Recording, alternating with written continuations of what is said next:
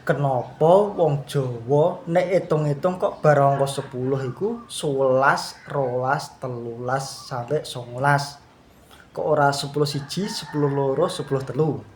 Merga 11 iku tegese maknane seneng welas asih. Merga ing umur mulai 11 sampe 19 iki bocah mulai ngerti welas asih, mulai ngerti jatuh cinta, seneng karo lawan jenis. Mulane tembunge 11. Nah, bar 19 terus 20. Bar 20, selikur, lolikur, telulikur sakteruse. Ora 21, 22 nanging selikur, lolikur, telulikur, patlikur. Maknane ning usia mulai saka selikur iki bocah wis seneng lungguh kursi, tegese seneng bergawe, seneng berkarir, mencari pangkat dan jabatan.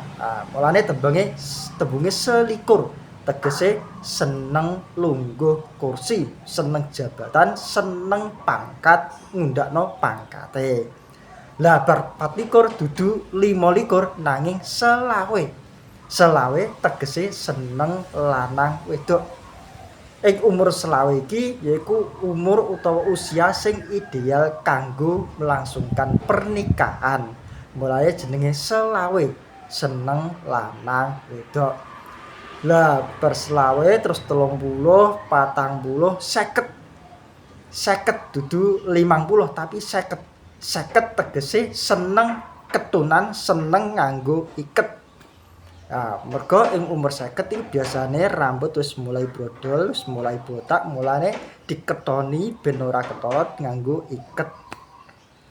Arti liyane seneng ketunan tegese kudu wis wayahe tobat. Merga umur 50, mulai umur lanjut wis wayahe tobat menyang masjid. Mulane kudu seneng ketunan, seneng nganggo iket.